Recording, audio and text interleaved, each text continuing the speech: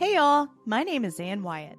I started my career in workforce development with the state of Kentucky in 2010.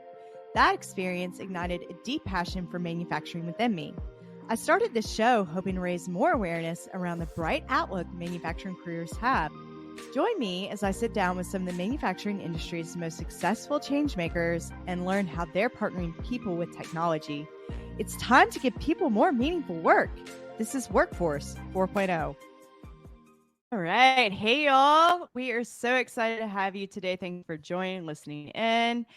I'm joined today with the first episode with Ryan Treece as the guest co-host for Workforce 4.0. Welcome, Ryan. Thank you. We are talking with Jacob Sanchez today. Jacob, how are you? Doing awesome. That intro had me feeling like I was on PBS. I love it. Nailed it. Awesome. Ryan, how are you? I'm doing great. The sun's shining in Texas, so happy to be here. Perfect. Well, since it's both your first time being on Workforce 4.0 in this capacity, why don't you guys take a minute and introduce yourselves? Yeah, I'll run it up first real quick. Jacob Sanchez here, industry analyst, content creator at Industrial Strength Marketing now. Last 9 years, you may have either seen me in my CNC machinist role, application engineering, so all kinds of things, everything to do with automation and manufacturing. Awesome. Thank you, Jacob. I'll go next. So Ryan Treece, I'm currently business development manager at Telit Centurion. And so I'm part of our IoT platforms team, edge compute, cloud compute, things like that. Prior to that, all factory automation suppliers. So machine vision, high precision measurement, error proofing, things like that, sales engineering roles. So yeah, that's pretty much me. Thank you. Awesome. Yeah, well, welcome both of you guys. Jacob, in true industry Workforce 4.0 fashion, we are going to kick this off the correct way, which is obviously, what's your favorite karaoke song? I'm going to give you my favorite song in general. Actually, you know what? That's car karaoke. I'm going to give you my car karaoke song. It's actually this one that was going around on TikTok like freaking months ago. And ever since I caught wind of it, like I've been down super bad. Her name is like Iniko. It's Iniko. Okay. And the name of the song is called The King's Affirmation. And just everything from how she sings, like the beat, the bass, like, and the first words that you hear are, I will be one of the greatest. That is a vow. That is a promise. And I heard that. I was like, ooh. And so that is in my playlist on Spotify forever now, all because I heard it on TikTok and then searched it out. That's awesome. I hear so much good music on TikTok. I was just going to say, I feel like TikTok is just like a music discovery app at this point. I thought that's what we were all there for. That's what I was there for. That's going to be their new rebrand. Yeah. And for Jacob's content, obviously. Yeah, it's coming soon, dude. I love TikTok, like, because I was also like, I remember when iFunny was a thing. I remember when Vine was kind of a thing. I was never into. But dude, TikTok is so freaking funny. Like I love mine. I don't care what anybody says. I love TikTok. Yeah. I love TikTok as well, and I'm just on there. And people are like, "Are you creating on TikTok?" And I'm like, I mean, sometimes I'm just here. Like she's like I'm just creeping. Yeah. That's actually a great segue into our first question, because you've started out, Jacob, as an applications engineer in your career field. You make content full time for Industrial Studios. Industrial Strength Marketing. So my career kind of started in CNC machining. I was CNC machinist, 5-axis programming, all this stuff for like 7 years since I was 15 in high school. But like even my content, and that's when I got into content creation too at Titans of CNC Academy. I was one of the media talents. So cool. I was an expert machinist that would run aerospace. And then I'd also be the guy in the video teaching you how to do this stuff. And long story short with that, we eventually got in our own piece of automation equipment where I had to program a robot and create a lights out cell on one of our machines there. Once I found out about robotics that way, like it took off. I had to get a job in automation. And so I had zero experience in application engineering and applied for a place in Michigan. So from Cali to Texas, and now I'm in Texas, and I had this company in Michigan fly me out for the interview. They hired me, and that's where I've spent the past year and a half. Yeah, application engineering for custom automation integration. Loved it. That's awesome. And then that also kicked off me going to trade shows and starting to create my own content, which is what everybody sees on LinkedIn now. So that's also been the past maybe year and a half or two, and that's been amazing. Like, I've set goals for myself and I've hit them. They're not super crazy, but I have 4,000 followers on LinkedIn and then 3 million views in the past year and a half, which is pretty cool. Awesome. Yeah. Yeah. Congratulations. That's awesome. So that's been insane. I love still being an engineer and a content creator. I think it's so much more fun to make the content when I also understand it on that level, you know? Yeah. Yeah. It's fun to learn it and then break it down and then teach others. I think that's a really fun thing. Yeah, because you're helping them learn it too. And some of those people actually love their job so much that they want to do that. They want to excel in that, go up the pay scale, go up the ladder for the rest of their lives. So if you can help them in any way to get there, like, that's awesome. For free, just in your spare time. Yeah. Right. Yeah, that's the other thing. All the stuff on my LinkedIn is just, I don't even get paid for doing that. Like, it's just free. Yeah. And then Industrial Strength Marketing saw what I was doing, and they were like, yeah, we're going to take him. And so I've been working there for the past 2.5 months, where now I can make even more content, but now I get to do it with a team that's just as excited as I am. It's insane. They're awesome. Yeah, Ann knows. Ann was there just a few weeks ago. That was a really cool experience up in Nashville. It was just like open warehouse, industrial warehouse space that had been converted into like an office, and everybody is so fun and just really cool. So that was a really unique experience. Ryan, you're gonna have to get to Nashville. I mean, no, I'm on my way. I like Nashville. I've been there a few times. It's fun. I found out it was called Nash Vegas, and ever since then I can't look at it the same. Nash Vegas, that's awesome. We call it Nash Vegas sometimes. I love it. You know. So I'm curious, Jacob, it sounds like you've done a lot of cool stuff. What are some of the more fun projects that you've been involved in? I can't say the customer, but it was and this is one that I designed. So this was one where it was like, hey, Jacob, here's the customer. I had to go out and get all the components. So I've got to work on some other cooler jobs that I wasn't the main person on, but this was like my design from my head into reality. It was a $1.5 million job. And I was automating, how can I say this? Packaging. I was taking paint components and I was packaging them, and there was 3 different products on this line. It was like a small, medium, and large. Okay. And it's for a very big paint supplier in the United States. That was awesome because I got to see that get built a year later and start running. So that was amazing. Yeah, that's got to be a cool feeling to see something that you put down in design and then see it actualize, right? Something that never existed before. Like, it's the coolest thing about engineers and machinists and even controls engineers. Usually, a lot of the time, what you're doing has never been done in the history of ever until you just did it. Right? That's so fun, though. Take nothing, make something, right? Exactly. That's what I love so much about CNC machining. If you were to come up with your own design, that you put these holes here and you did this contour here, and like, let's say it was like a brake pedal like I did in high school, nobody had that exact design. So when I made it, I was like, wow, like, this is the first one ever that looks exactly like this. Like, that's cool. So cool. It's like art, right? Yeah. It's like art. Original copy, one of one. Yeah. That's cool. Until you start making some money, then you can make thousands of thousands, and then there you go. That's manufacturing. Exactly. That's funny.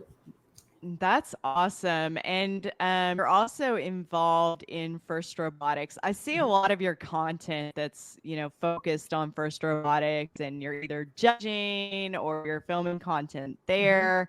And, I aspire to be a FIRST Robotics mom instead of a soccer mom. Nice. I don't know, but I am an aspiring FIRST Robotics mom. How do you think that FIRST Robotics is influencing the manufacturing industry? And then can you share with us like one of your favorite moments from our first event? Yeah, I've been doing that for 5 years. I've loved it up and down the coast in California. Now in Michigan has been amazing. I'm going to go judge Worlds. Hopefully, I'm like 90% sure next year for FRC. So that's awesome. The thing people don't know about first is it's actually 3 categories: FTC or FLL, FTC, and FRC. And so with that total, it ranges from kindergartners to high school. So it's K through 12 in these different divisions. And something that I've loved about first, and the manufacturing industry, I'm trying to think. The people that know about it, the people that get it, get it. Mm-hmm. The people that don't aren't there yet. And so it's hard to say like what manufacturing thinks about first, because honestly, there's still a lot of people that don't see the reason to invest. I just did a post talking with a student, and the post was called "Why Companies Should Invest in First." Like, I'm telling you why you should invest, because it's more than just one of those donations you do every year. It's more than just a write-off. Like, this can be an actual pipeline for your next gen workforce, or even keeping that workforce in your community. Like, it doesn't have to always be about you. It can be about the community. Yeah. But that's why you want to invest in these teams. And that's why I think the general populace of manufacturing can do better at understanding, is that it's more than just a write-off.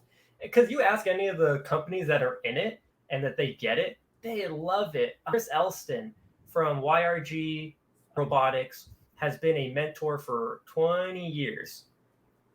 Kind of says something. And so I love it. My favorite moment actually just got overtook. I was going to say this thing that happened in Napa Valley in California, but this last season in Michigan, so when you're judging the teams, right, it's a serious thing, because some of these awards send them to the next level, or they send them straight to state, stuff like that. And other times it's just big enough for a team that's never won an award to win an award. These are serious competitions that go on all weekend. And you get kind of attached to your teams, but you also have to, at the end of the day, be impartial and know when this team's done something that hits the categories more than this team. But for this one team, I was like, no, they got this, boom, boom, boom. Like, I'm fighting for them in the room. And they went to the award ceremony, and they ended up getting the award. And they recognize you from the interview room. Like, they know that's a group thing, but they recognize you.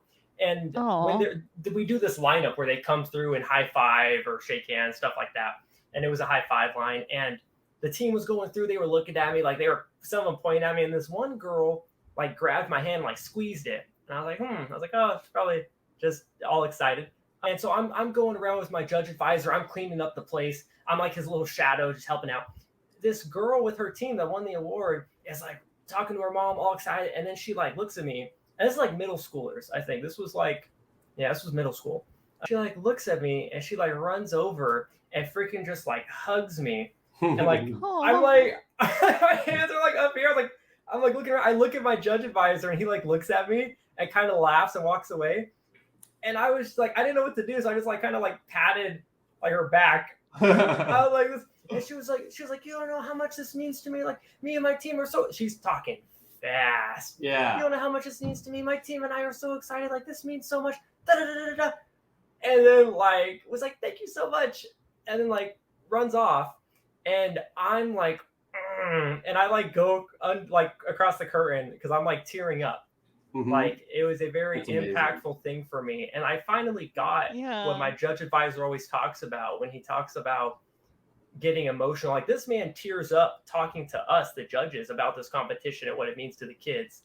And it was crazy. Like, I'm only 24, but that's never happened the other years I've judged. The past 4 years, I've never felt like that until that day. At that time, like, it finally did hit me. It went inside of me of what it means to these kids, that you just appreciate them, and you're not always trying to sell them on the next internship or the next apprenticeship. Like, you just care about them. Yeah. And that's when I went off the handle. And whenever you see my first robotics post, I get real serious. Like I say whatever, like it's for these kids. I mean, I'm going on a rant right now. So no, that's awesome. No, Man, I was fully invested. I was like, sign me up. How do I get involved? I don't know much about FIRST Robotics. Maybe you guys can educate me a little bit on what. And that's the amazing thing. Like, you can go to their website, look in your area, see what competitions are going down, and you can have zero knowledge. I wasn't a robotics kid in school. Like, growing up and stuff, this was never a thing for me. My number one goal told by my family was for me to graduate. Jacob, just graduate. Jacob, just graduate. Yeah, right. Well, what about what job do I want? Don't worry about that. Graduate. Yeah. Because that was a goal for the family, just of how we were raised and stuff. Yeah. And so I didn't pay attention to this in school until after I got out. Anybody can come and judge these competitions. Anybody can be a part of FIRST.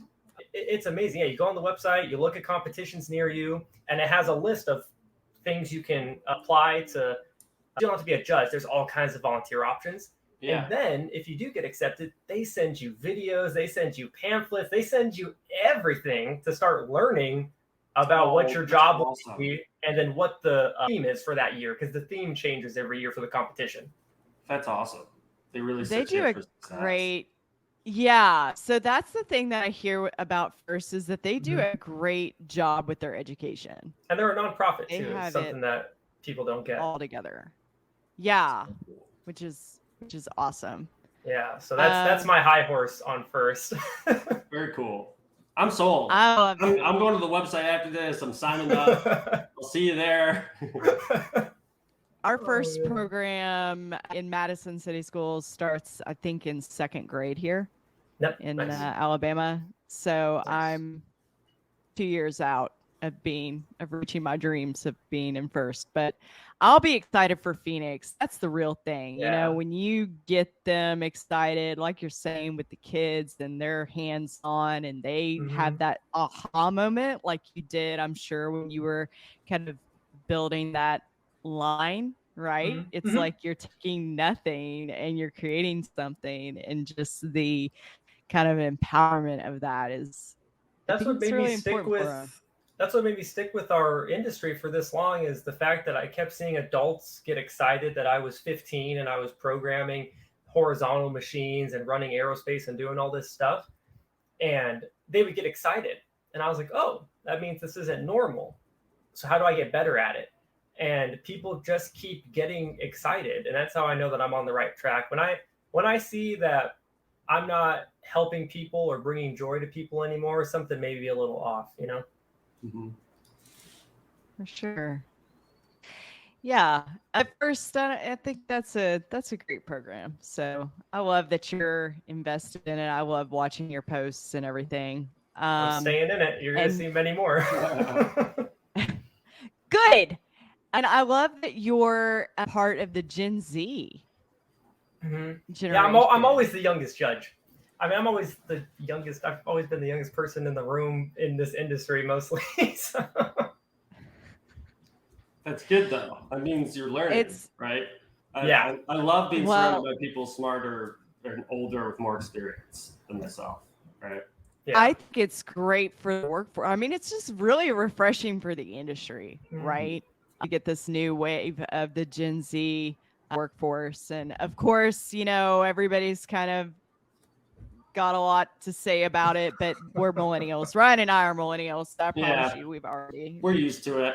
You know, we're used to it. But Generation Z, they talk a lot about Generation Z and your generation as being a generation that has different priorities a lot of times in their career objectives. And I guess, you know, when I'm thinking about what my own priorities were as a millennial, I see a lot of alignment there. But just in your thoughts and in your own words, how do you feel like, what do you feel like the top 3 things that Gen Z looks for in a career path? Yeah. People always like to say it's security, like we're searching for security, and I don't agree with that. I feel like everybody's always wants a secure job. Like, you don't want a job that's going to be around for a year, 2 years, 3 years. Like, everybody wants a secure job. We more so look for a job that is going to give us what we know we need to survive with the skill set that we have.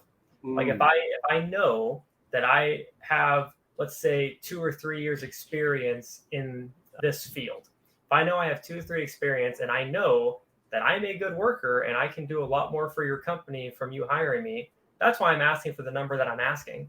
And that's why it's over than what you're asking. I understand that it's an entry-level position, but I don't have the entry-level skills. Right. So if anything, you're going to come out ahead by hiring me now. And so that's why I want this pay. Yeah. So I feel like fair pay is a big thing, and not fair as in everybody gets the same. Right. It's fair as into what value I have and what I'm bringing to you. Right. So I think that gets mixed up a lot of the time. Another thing is honestly like passion. And when I say passion, I'm not saying that you have to, everybody at work or the organization as a whole has to agree with what I agree with and enjoy the things that I enjoy. But we do want to see that you're at least doing something other than working 12, 13 hours a day, 60 to 70 hours a week. Like I would like to see that as a company, you're supporting something else, you're doing something else. A lot of companies, and it's just however you want to run your business. A lot of companies are like, no, I'm hiring you. I'm giving you this money because you are going to give me X hours. Yeah. And when we start saying, okay, we're going to give you X hours for this money and you're not getting anything else, that's when we start getting called lazy and quiet quitting happens and privilege. And I'm like, no, it's just we're using your rule book. You gave us the rule book. You said you're going to pay me for these hours. Okay, here are my hours. What? I'm confused. It's very straightforward, right? I love it. It's like, here are my skills. Here's what my skill set, what I do well. Here's how I'm creating value for your company. And it's like asking an electrician to start doing the plumbing. I'm like, wait. I'm the electrician. I could do the plumbing. Yes, I could figure out the plumbing. But then that's going to cut into the electrician portion of my responsibilities. Yeah. Right. And now you have to be a bricklayer also. Yeah. You know, so you have all of these, but it's great that like, instead of just accepting that kind of job scope creep, that you can sit there and be confident. Because I think millennials don't do a great job of that. We just say, okay, we take it. Okay, we have zero boundaries. We're just yes people. Take. Yes. Yes, I will. Right. And not as much as a generation before us, but we're still yes people a lot. So it's great. I love that. But you guys know that you don't want to do it. Like you guys know that you guys deserve more and you deserve better. We do. Yeah.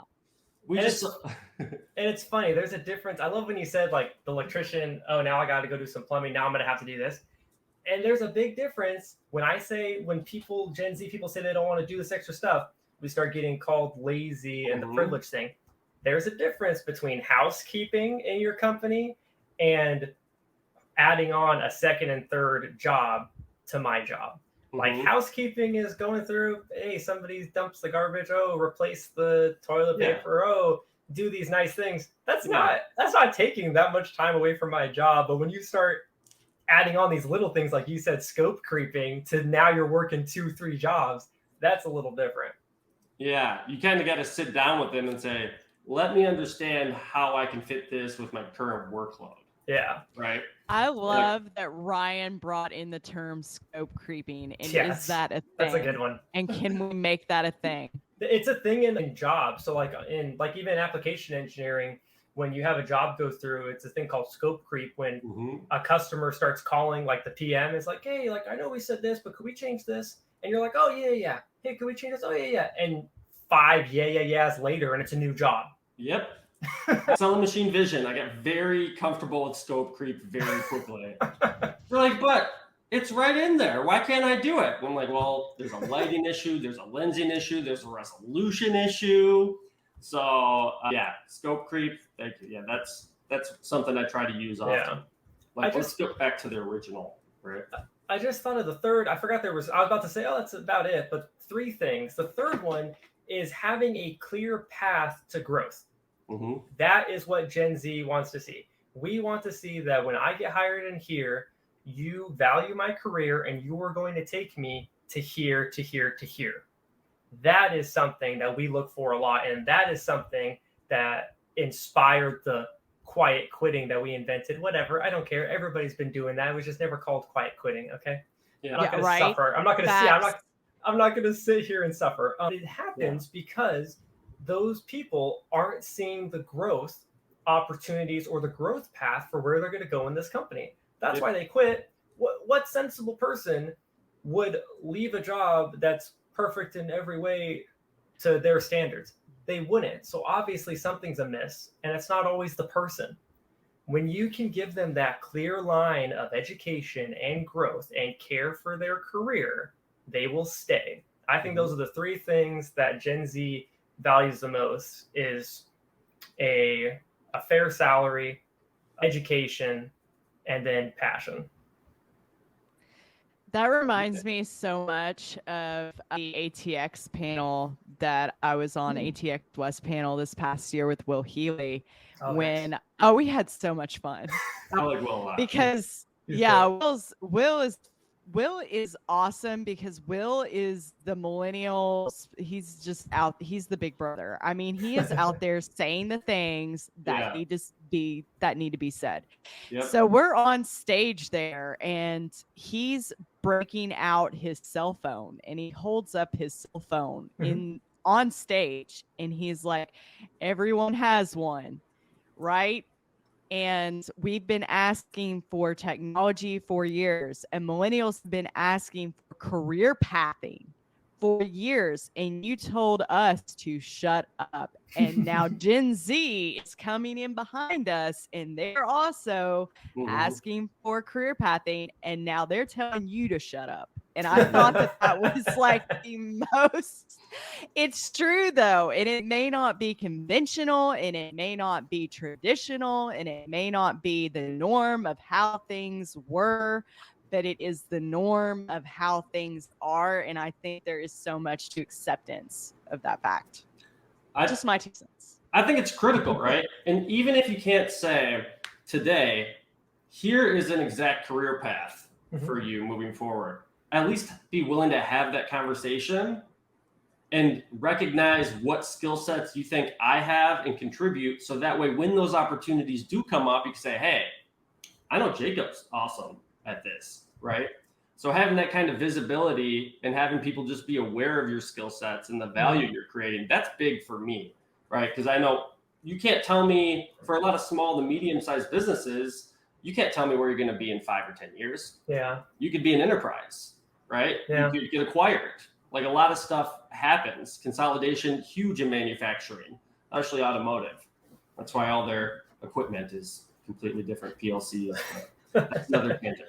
But, so just having that, right, to be, that's big for me. But it seems like millennials are much more like, no, what you told me coming in is not aligning with, you're not setting the right expectations, right? Yeah. So now I need much more detail and clarification moving forward to see if that's matching up.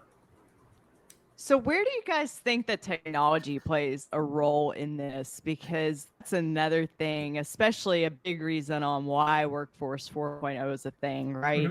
Is kind of advocating for technology. But how do you think that's impacting like Gen Z's career choices? Do you think that there's a correlation there? Is it something they're interested in? What are your thoughts? It's always been, and this is just how I've seen it, at least with some of my Gen Z friends too. And then I go out and talk to a lot of schools. I do speeches and do classes and just talk to the kids. It's a tool. It's always been a tool. There was this point in time where people started saying, oh, they're obsessed with this and they're obsessed with that. They're addicted. We've never seen it as anything more than a tool. Like, I know that I'm addicted to this thing. It's in front of me right now. Yeah. I'm okay with that because I use it to make my life easier, to make my life better. Like, I use it for ease of life. It's not like I'm sitting here, and some people do. Some people do have a real problem, and they can scroll on Instagram or TikTok or Facebook for 6 hours straight. Yeah. Like, some people do have an actual problem with it, but a lot of people see it as a way to make their life easier, better, just more cost effective with their time. Yeah. I think they're really using it in their careers to just save them headaches and time.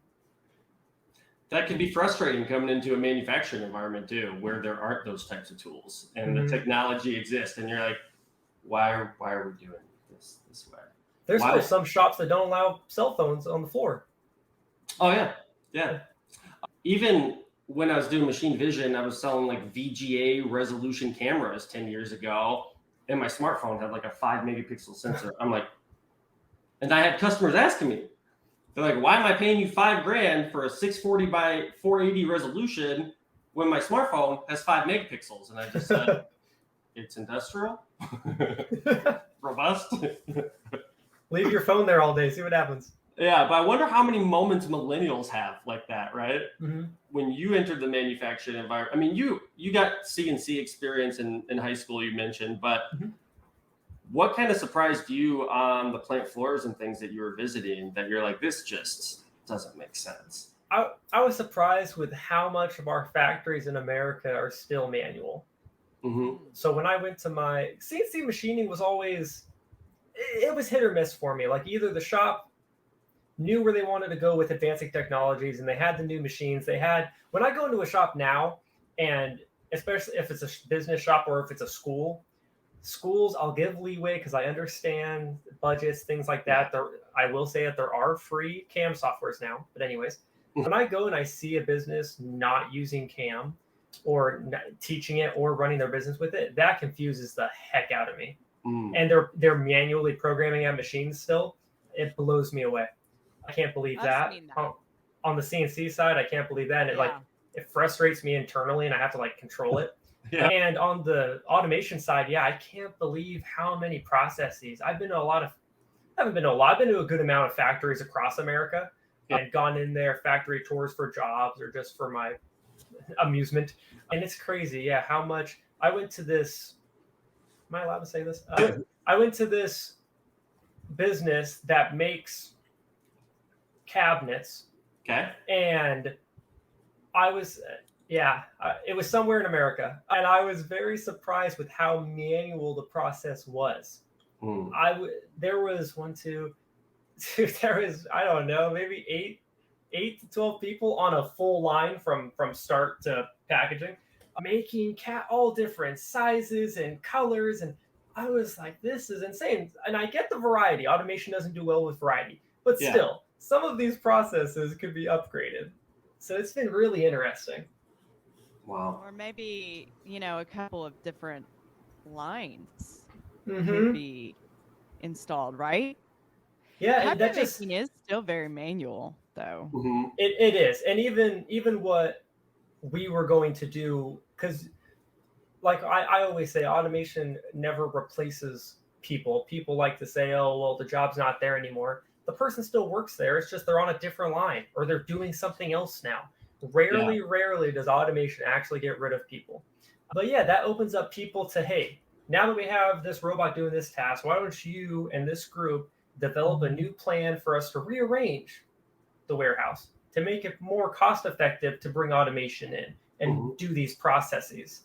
So that's my 2 cents on that.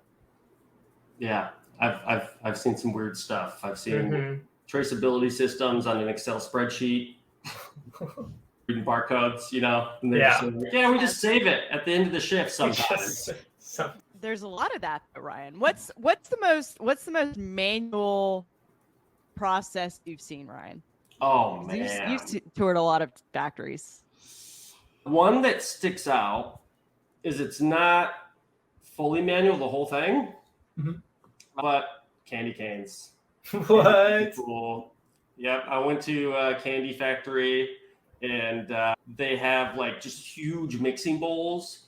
And then there were people doing team lifts for like the raw material. So for this candy, so they would lift this huge slab of like candy cane, whatever I'll call it, mixture. It's a solid at this point, and then they'll like put it in a big mixing bowl and a dispenser. It was so cool, but to see these people like picking up this huge thing, putting it on the table, cutting it up, and then they're like playing with it. It looked like, it looked actually fun. Is what I'll say, except for lifting this huge blob every day.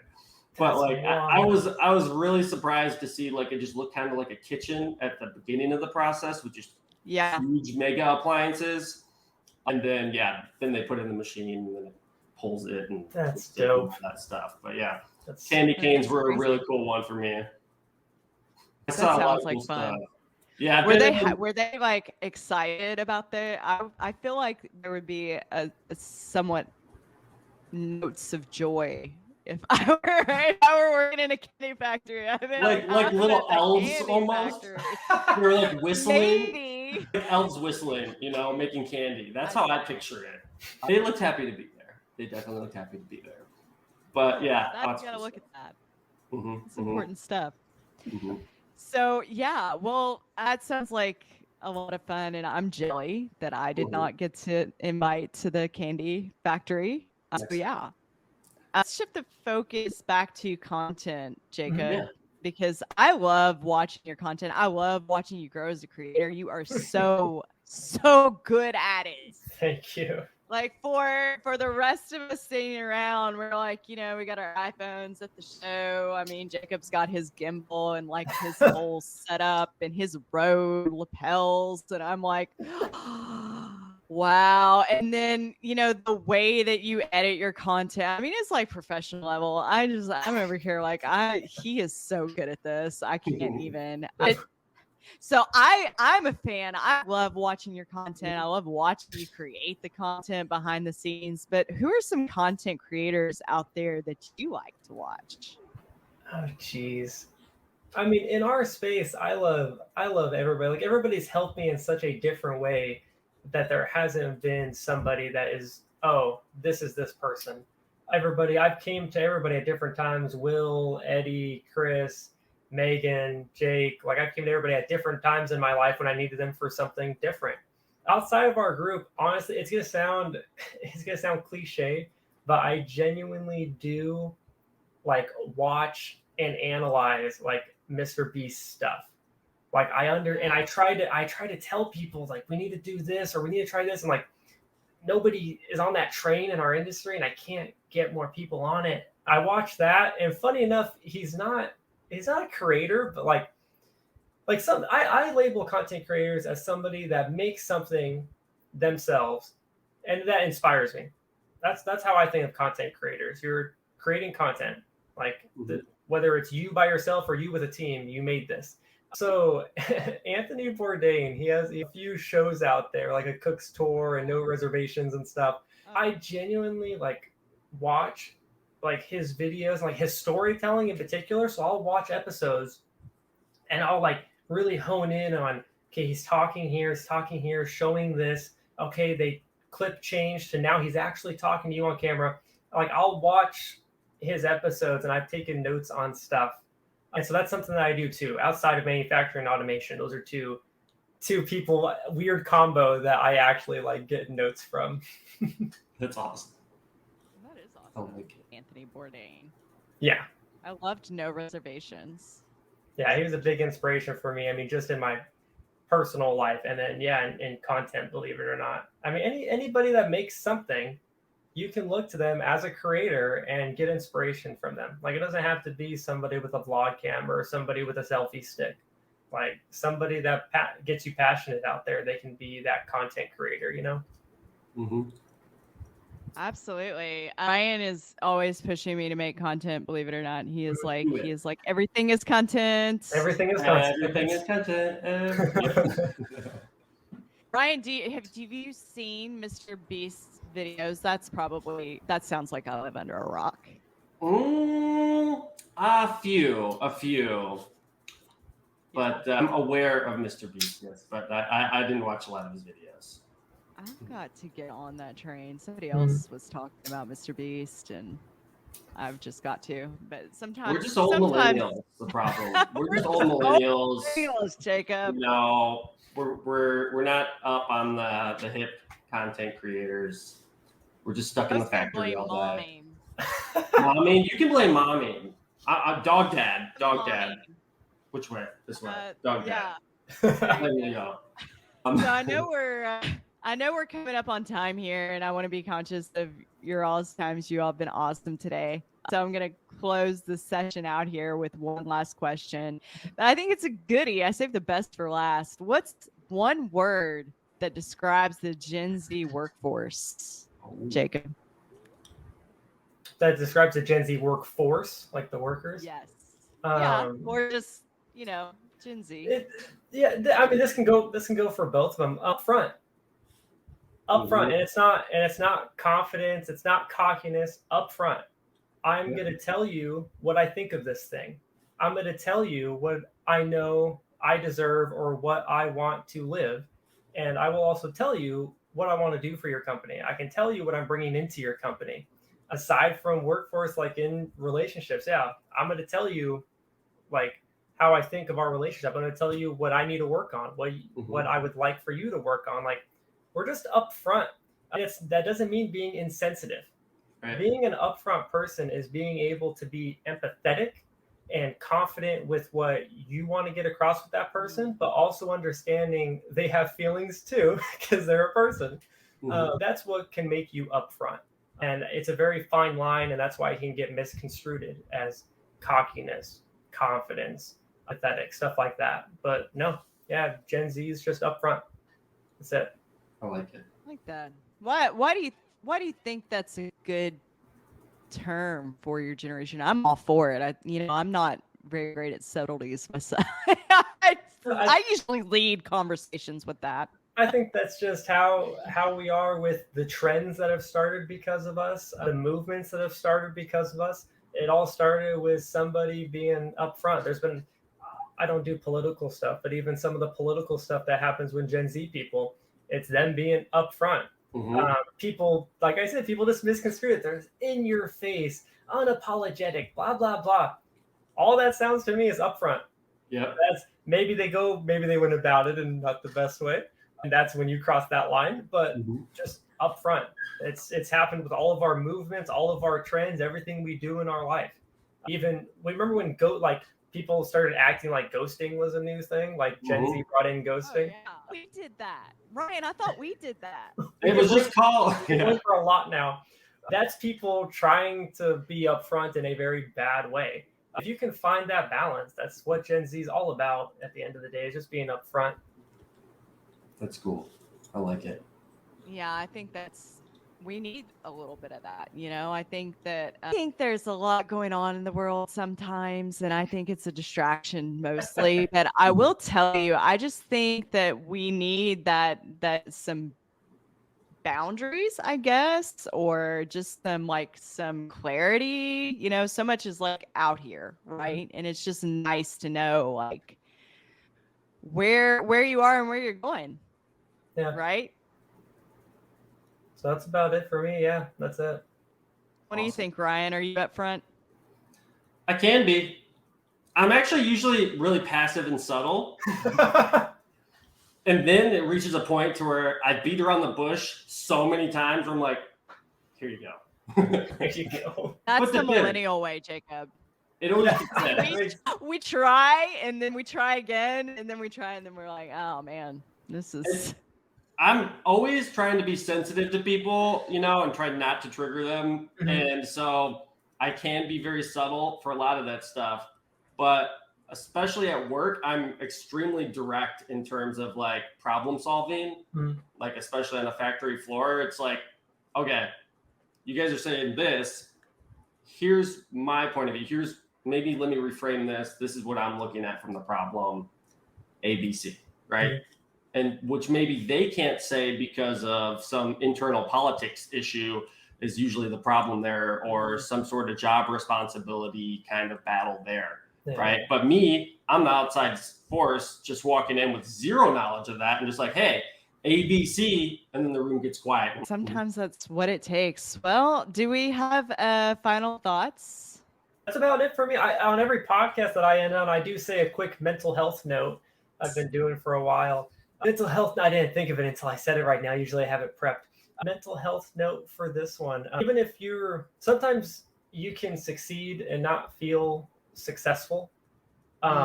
So instead of looking for things that make you feel successful, just look for things that make you happy. I mean, that can be as simple as you cooked yourself dinner instead of going out. Like Yep. that just makes you happy. Not everything that you do has to lead to some big grand success in your career or life goals. Like something can just make you happy and then move on from there. So Nice, I like that. Oh, that hits me like right in my feels, which I feel like is so on point for this Gen Z conversation. I love that. those are my final. And not everything has to be successful. It just has to make you happy. I love that. Mm-hmm. Well, thank you, Jacob. Thank you, Ryan.